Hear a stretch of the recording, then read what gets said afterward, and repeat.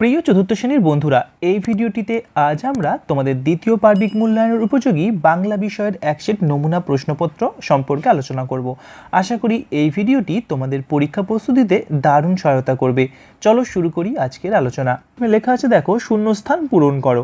এখানে একটা কবিতা আছে, সেই কবিতার কিছু শূন্যস্থান দেওয়া আছে, সেই শূন্যস্থানগুলো তোমাদের কবিতাটা পড়ে ভালো করে পূরণ করতে হবে। বহু দিন ধরে বহু ড্যাশ দূরে বহু ড্যাশ করি বহু দেশ ঘুরে দেখিতে গিয়েছি ড্যাশ ড্যাশ গিয়েছি সিন্ধু। আসছি দুদাগের প্রশ্নে। সঠিক বিকল্পের মাথায় টিক চিহ্ন দাও। ক দাগের দেখো, স্কট জন্মগ্রহণ করেন 1868 না 1867 সালে। যেটা সঠিক হবে তার মাথায় তোমরা টিক চিহ্ন দেবে। ক্ষয়ের দাগে দেখো, জলের লাইগা কাইন্দা না বাইন্দা মরে পঙ্খী জলদি। যেটা সঠিক হবে সেটার উপর টিক চিহ্ন দেবে। গদাগের দেখো, সেজু পিসিমার মেয়ে ছেলে একটি পাক্কা টম্বয়। যেটা সঠিক হবে তার মাথায় টিক চিহ্ন দেবে। সন্ধেবেলায় শাঁখ বাঁশি বেজে ওঠে ঘরে ঘরে।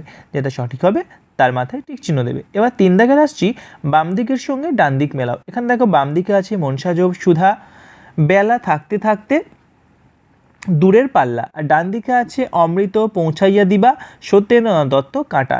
এবার তোমরা এই প্রশ্নগুলো বাম দিকের সঙ্গে ডান দিক সঠিকভাবে ম্যাচ করবে। এবার আসছি চার দাগের প্রশ্নে। নিচের প্রশ্নগুলোর একটি বাক্যে উত্তর দাও। ক দাগের প্রশ্ন দেখো, বনহাঁস কি করছে? খ দাগের ছই বলতে কি বোঝো? গ দাগের টমবয় শব্দের অর্থ কী? ঘ দাগের সারা রাত বনের মধ্যে কেমন শব্দ হয়? পরবর্তী প্রশ্নটা দেখো, স্কটের পূর্বপুরুষেরা কোথায় চাকরি করতেন? এবার আসছি পাঁচ দাগের। শব্দঝুড়ি থেকে শব্দ নিয়ে শূন্যস্থান পূরণ করো। নিচে দেখো শব্দঝুড়ি আছে, সেই শব্দঝুড়িতে যে শব্দগুলো আছে সেই শব্দগুলো দিয়ে তোমাদের এই শূন্যস্থানটা পূরণ করতে হবে। যেমন প্রথমটা দেখো, বুড়ো দাদু ড্যাশ অচেতন হয়ে পড়ে থাকে। পরেরটা, মাইল দুয়েক ড্যাশ বৃষ্টি এলো। তারপরেরটা, ধলেশ্বরী ড্যাশ নদী। তারপরেরটা, ঘোমটায় ড্যাশ রয়। এবার আসছি ছ দাগের প্রশ্নে। বিপরীতার্থক শব্দ লিখে তা দিয়ে বাক্য রচনা করো।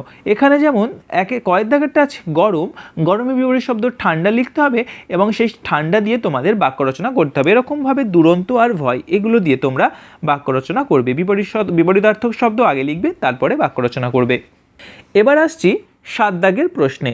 নিচের বাক্যগুলির মধ্য থেকে কর্তা কর্ম ক্রিয়াপদগুলি খুঁজে বার করে নির্দিষ্ট ঘরে লেখো। এখানে দেখো তিনটে বক্স করা আছে, কর্তা কর্ম আর ক্রিয়া। আর এই যে উপরের বাক্যগুলো আছে এগুলো থেকে যেটা কর্তা সেটা কর্তার ঘরে, কর্ম কর্মের ঘরে এবং ক্রিয়াকে ক্রিয়ার ঘরে লিখে এই শূন্যস্থানগুলো পূরণ করবে। যেমন প্রথমটা আছে, আমি ওষুধ বলে দিচ্ছি। পরেরটা, দাদুকে আমি ভালো করে তুলব। পরেরটা, ঝোপড়া তাকে টিটকিরি দেয়।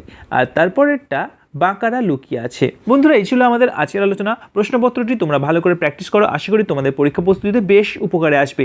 আর তুমি যদি আমাদের চ্যানেলে প্রথমবার এসে থাকো তাহলে প্লিজ আমাদের চ্যানেলটি সাবস্ক্রাইব করে নিও। আর এই ভিডিওটি যদি তোমাদের ভালো লাগে তাহলে লাইক করো এবং তোমাদের বন্ধুদের ভিডিওটি শেয়ার করে দিও। আর তোমরা যদি এই প্রশ্নপত্রের উত্তরটি পেতে চাও তাহলে অবশ্যই আমাদের টেলিগ্রাম চ্যানেলে জয়েন করো। ওখানে এই প্রশ্নপত্র এবং PDF ফাইল খুব শীঘ্রই আপলোড করে দেওয়া হবে। ধন্যবাদ।